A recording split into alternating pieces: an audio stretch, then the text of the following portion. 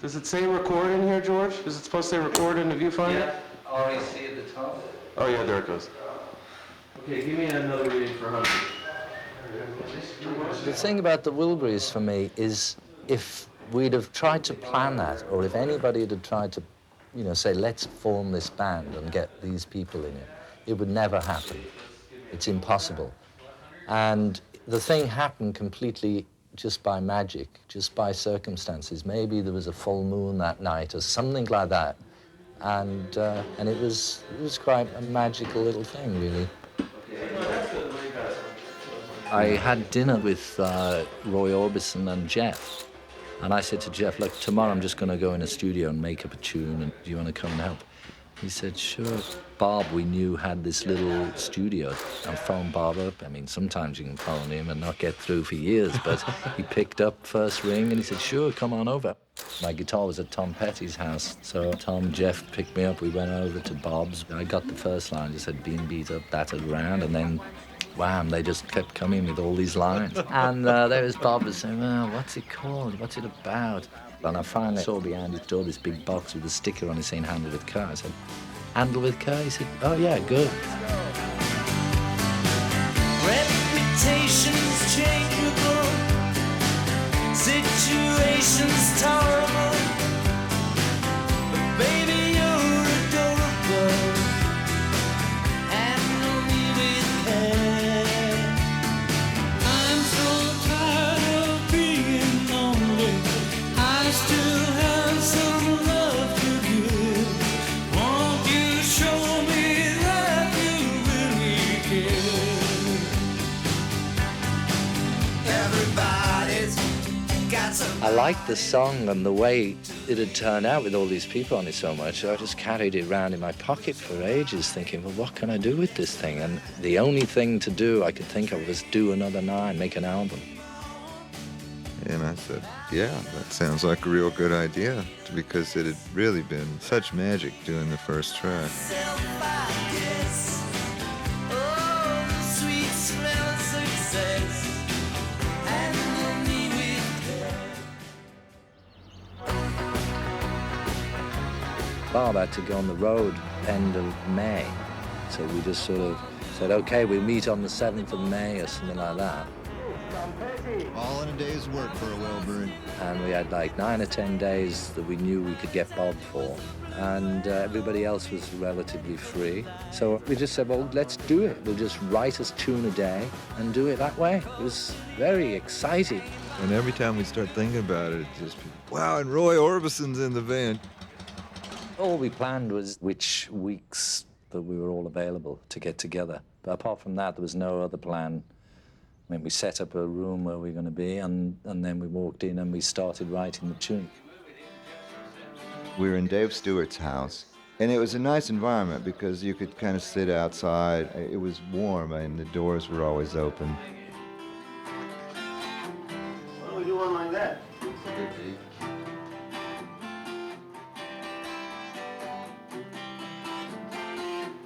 We had a little tiny studio, but it wasn't a studio, it was more like just a control room with a vocal booth, so we didn't have any space to play the guitars. So we set up in his kitchen. It wasn't soundproofed or anything, and we just put like 5 chairs around the kitchen and then put the microphones up. And that's it, so all them guitar parts, you know, all them acoustic guitars were just in this kitchen. We did for music, that's what it was all about. There wasn't a lot of deciding what to do. Not a lot of time spent planning out anything. So we just wrote the best songs that we could write and sang them as best we could. There at the bar when I got out of the car. Oh, no, she was long and tall. She was Short and fat. She was dressed to kill. Yeah, that's good. Out to give me a thrill. Over the hill. She was Over the hill. What's that? She was dressed to kill. She was over the hill. Last night, thinking about last night.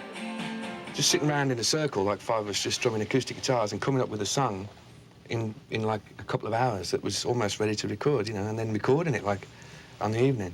It's pretty sort of unbelievable stuff. I looked at her eyes. They were full of surprise. They were full of surprise. It seems to us like they were filled with surprise. Yeah, they were full of surprise. They were filled with surprise. Last night, thinking about last night, I asked her to marry me. She smiled and pulled out a knife. She said the party's just beginning. She said, "Oh shit." Sometimes we'd sing the same song, you know, just to see who sounded good or if this key fit somebody. That was a lot of the fun of it. And George would kind of audition us, which could be really intimidating, you know, because, like, you know, Roy Orbison would sing the song, and then they'd send you out to sing it, you know, and it's like, well, damn, that's really intimidating. Last night, thinking about last night. Last night, talking about last night.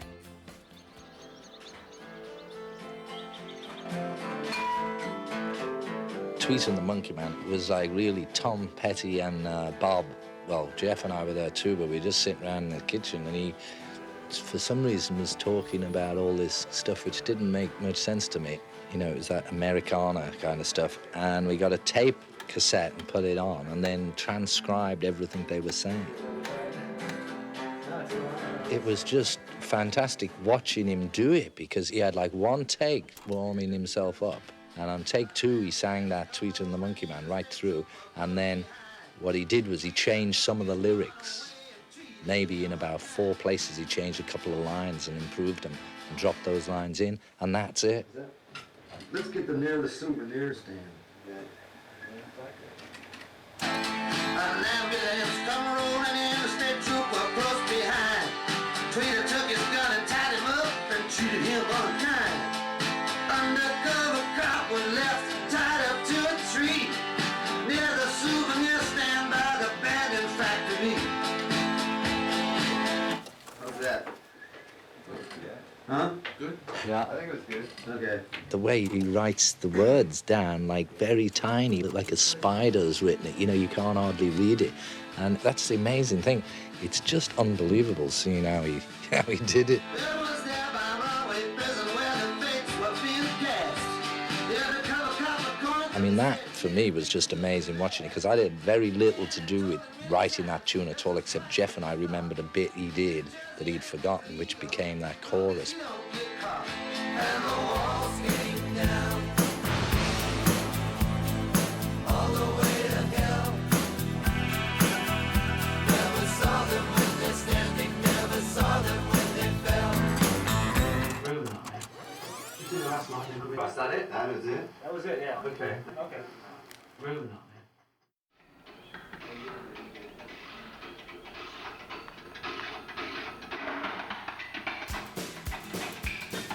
Jim started playing the shelves, and it sounded great, you know, it sounded just like old Springs, but it sounded really good. It suited the track really well.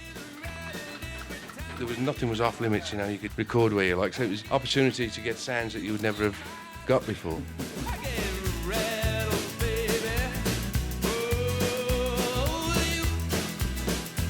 The sound of it, I think, is just so close to a good old rock and roll thing from like the late 50s.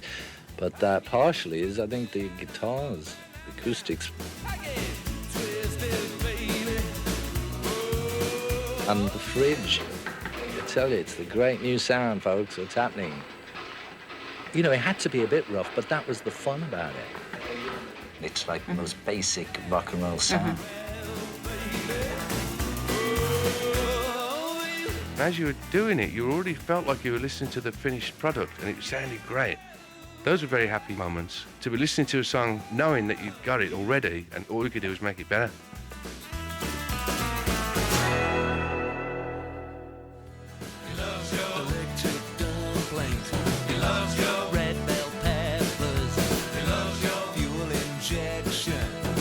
I love that track. It's just so funny, really.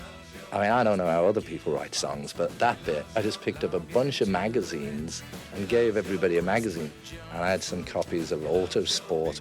And they just started reading out little things like 5-speed gearbox and stuff like that. I had a camera on that take when we were singing that. It's just a static shot through the window of us around the vocal mic.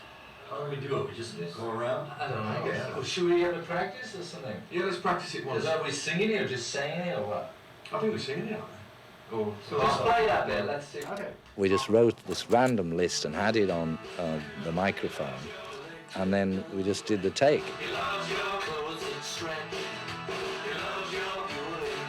Every time it came round to Roy Orbison, he always got the trembling Wilbury, and it was just the funniest thing. Roy, with the big voice, the big operatic, trembling Wilbury, and we all just collapsed every time. And no matter how we rearranged it, he always ended up with trembling Wilbury on the end.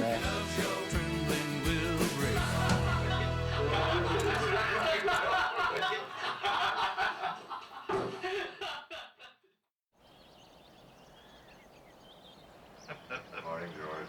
How are you today? Oh, I'm not so bad today, thanks, Tommy. Yeah. Not too bad. Not too bad. How about you, Roy? Rich t-shirt on.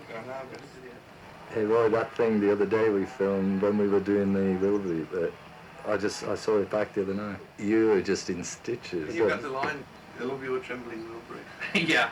Through the glass. Oh, no, another line. Not even traveling. Trembling. Trembling. Whichever way I went around, it was a conspiracy or something. But if we started to the left, I got the duck lines. If we started to the right, I got the duck lines. Funny that. It was just meant to be, I think.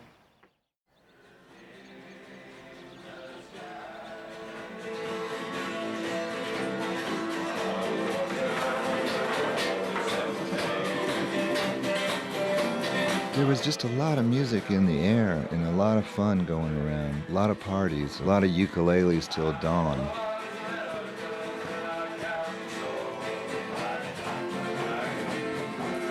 It wouldn't be unusual for Jeff and George to show up at my door with a case of beer and play ukulele till dawn, with the children dropping like flies around us. And they'd just be tucked in a chair, and it'd be, Dad, I want to go home. No, just go to sleep, son. We're playing ukuleles now.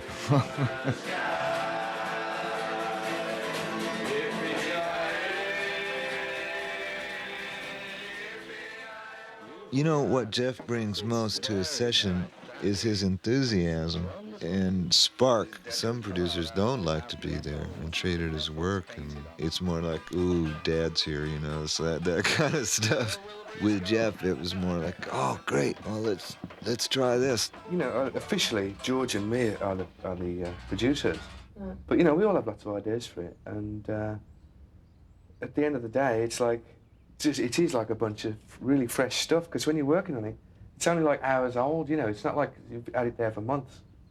You just do it, and it's really quick. The whole thing took 6 weeks from the first chord that we thought of to the finished mix of the last song. It was just a thrill, really, to write a song with Roy Orbison. It was an ambition that I'd always had, and it came true, which was great. If you're just sitting on the sofa working on a song and Roy's singing, even when he sang soft, it's such a tone, such a sound, you know, such a gift, really. We used to always tell him, Roy, you must be the best singer in the world. And he'd say, yeah. He has got like the best voice ever in pop music. So you can't get in the way of him either, you know, so it's a real tricky one. His voice is really big anyway, but obviously you don't want a weedy little backing, but it's really hard to make him fit in with his great big voice and still have some oomph behind it.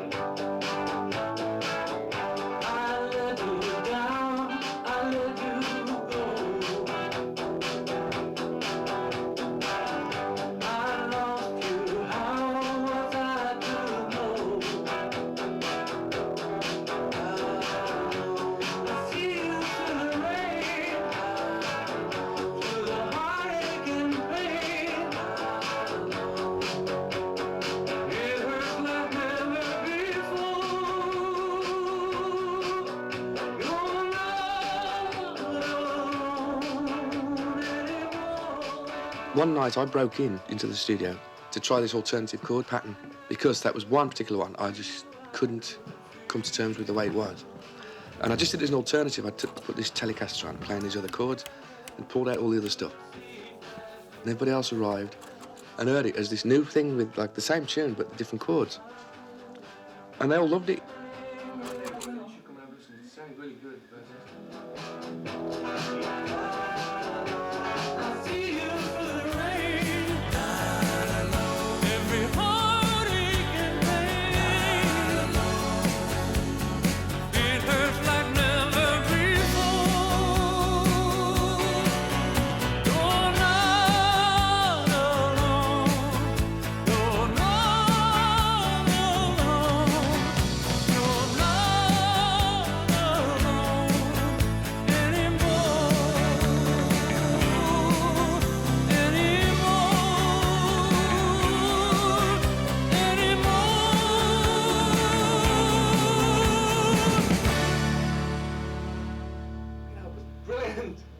That was great, Roy. Nice stuff there.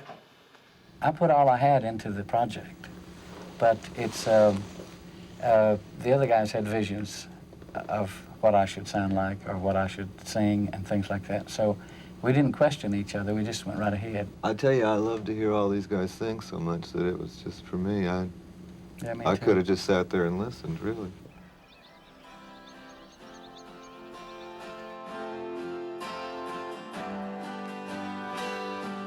I think the tune on that one was, you know, we worked out the tune straight off, you know, together. But Bob basically had the idea for that. Congratulations. Congratulations for breaking my heart. Congratulations for tearing it all apart. The difference was the rest of us had more time, but Bob had to go on the road, and we knew he couldn't come over and do any more vocals again, so we had to get his vocals immediately. For leaving me in need.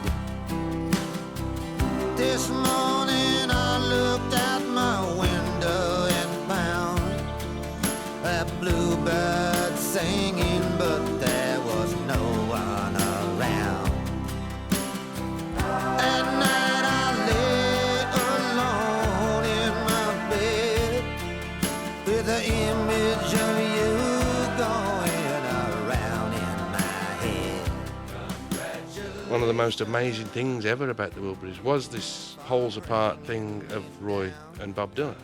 That's what I thought was wonderful, the best singer and the best lyricist, and they're both in the same group. I'm sorrow bound. Congratulations, you got a good deal. Congratulations, how good you must feel.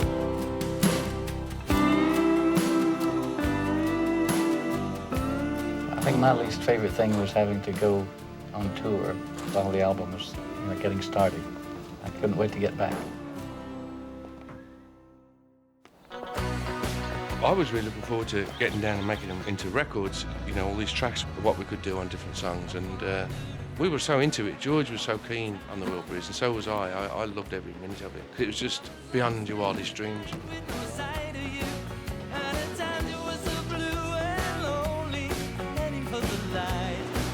We had ideas for him, talking about it on the plane as we were flying over from LA to London, and took him back to England, to George's studio. And to me, that's the most fun part. You just sort of throw them all up in the air and see which one you want to start with. But he's knocking them out of, out of these rough, loads of guitars all banging away and making a nice piece out of it. It's a bit jazzy. Do you want to listen to it? Let's press record on that. Yeah, it was brilliant, the first part. Brilliant. Hi, Tom. Welcome to England.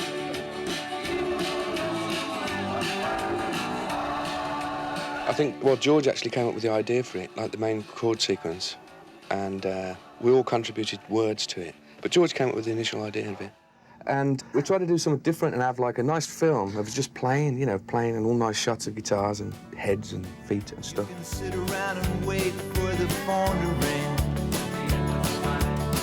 waiting for someone to tell you everything. sit around and wonder what tomorrow will bring. Maybe a diamond ring. It worked. It's a really nice video. I'm really pleased with it because it's got a lot of quality photography. Well, you never got bored on one of those shoots because we'd hang out in dressing rooms or in a Winnebago or a trailer or whatever. And a lot of times the guitars would come out and be singing and laughing and jokes.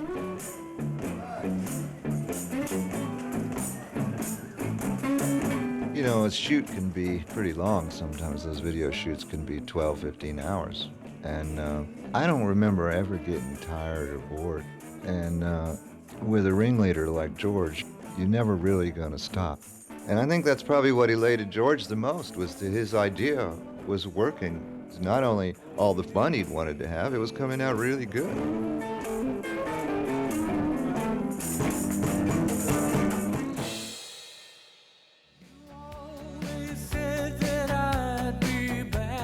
Roy went out on top, and I'm sure he knew that. The last conversation I had with him was a couple of days before he died on the phone, and he was just so thrilled that the Wilburys had gone platinum, and he was just, isn't it great? It's great.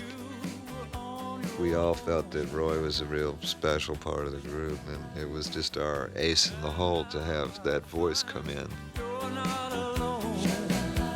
And he was so nice, you know, and it was so painful when he died.